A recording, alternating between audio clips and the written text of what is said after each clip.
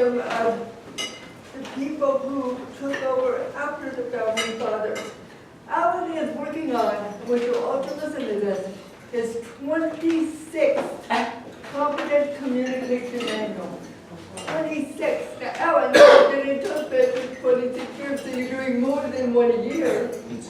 And tonight he will be doing project number 7, which is researcher topic. The goal of the speech is to research various sources and use the information to support his points. The title of the speech is Men Who Took the Reins. Alan Mann.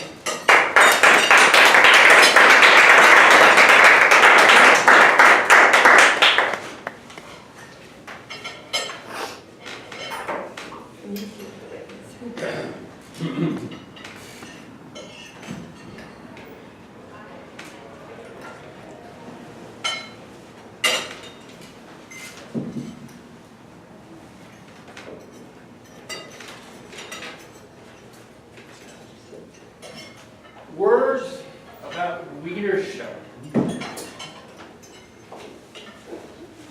Taking one's reputation and work ethic. You would think, if you type in those type subjects, you find words from modern authors.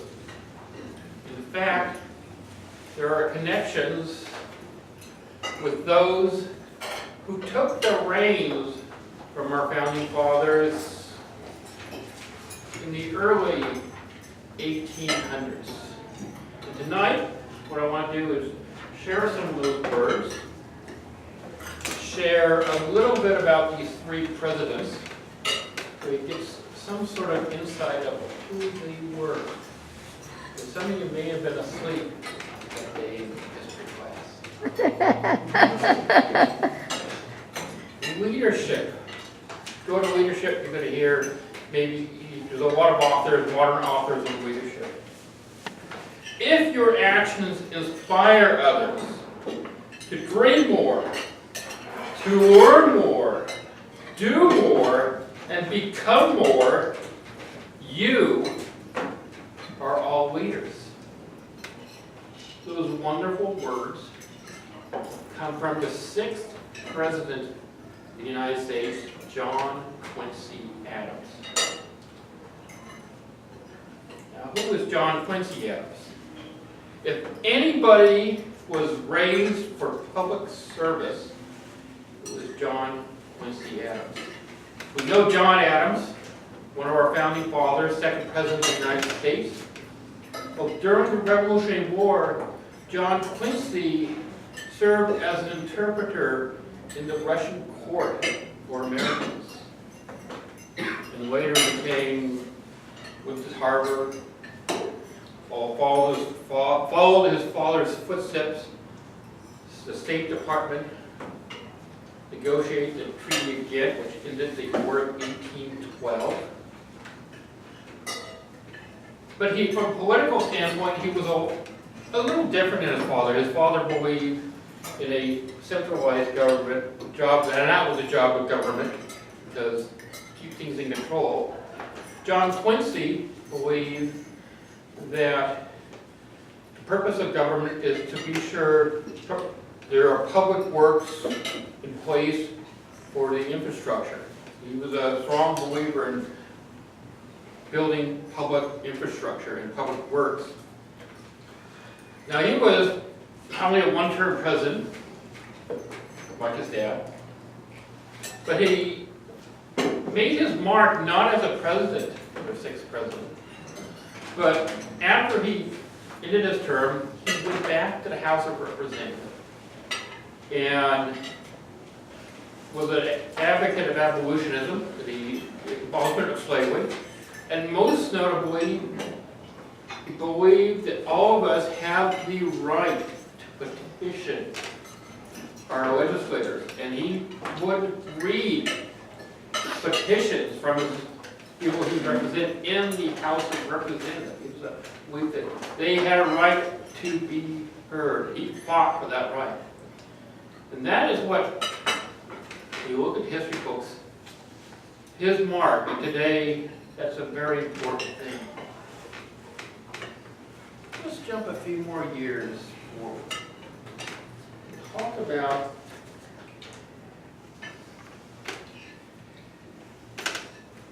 doing the job right. Now, when you think about doing the job right, there's a lot of stuff from Toyota and Deming on doing the job right. That's a big thing right now in manufacturing, is do it right the first time. Let me show you this quote. It is easier to do the job right than explain why you didn't do the job. You know, you would think, again, you'd hear that from, Deming or, someone out of the Toyota leadership, quality leadership. In fact, it came from Martin Van Buren, the 8th President of the United States. Now, I'm going to share a few interesting facts. He was the first, actually the first president that wasn't, when he was born, a British subject, the first native-born American. And to characterize his role and compare him to a more modern-day president, let's compare him to George Herbert Walker Bush. He was vice president to a very popular president, Andrew Jackson, and tried to carry on his policies, but unfortunately the economy, there was a panic of 1831. And what happens when the economy goes south? What happens to the president? They usually get voted out of office the next time around. Happens to most politicians. So, but again, if you do a little digging, sources like history.com, brainyquotes.com, government.gov. There's a lot of websites out there that have these great quotes from presidents. And some interesting things, stories about. And then the final quote has to do with reputation. And that's important to all of us, our reputation. Inside Toastmasters, that's every day. A strong reputation is like a good bonfire. When you have one kindled, it is easy to keep the flame burning, even when someone comes along and tries to, excuse the word, piss on it. But if you fall asleep and neglect it, neglect your reputation, you will wake up with ashes. Very profound when you think about how important one's reputations are. And of all people, that came from the 10th President of the United States, Zachary Taylor. Now, he came from a totally different background. John Quincy sort of raised to be president, public service. Buren was a professional politician. Zachary Taylor, his family was a well-to-do agricultural family from the South, but he chose a military career. And most notably for his successes in the Seminole and Mexican-American War, he was tapped, like Dwight Eisenhower, if you want a more recent example, to become the next president. He was a very popular military figure.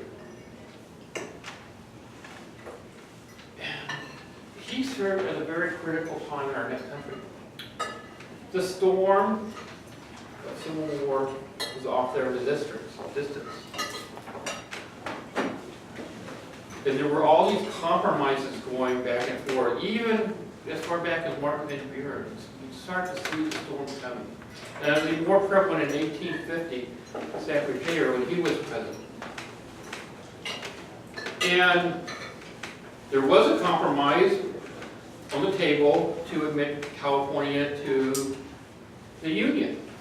But he said, no, I want to admit California to the Union without any compromise. He was so adamant that the importance of bringing California as a state into this union. It was an interesting time in our nation. we were growing. We had new leaders who were not formed from the revolution. And we had that storm, a coming storm that would eventually erupt into the Civil War.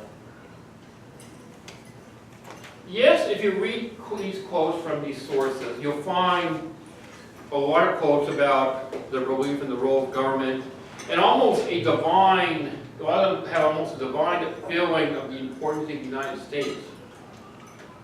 In there are some great quotes about stuff that is still very relevant today. And I'm wondering, 150 years from now, in the Toastmasters meeting, someone decides to pull some quotes from not so well-known presidents like Gerald Ford, George Herbert Walker Bush, maybe Lyndon Baines Johnson, and yes, maybe even Donald Trump. What kind of words of wisdom will they have that's relevant in their time?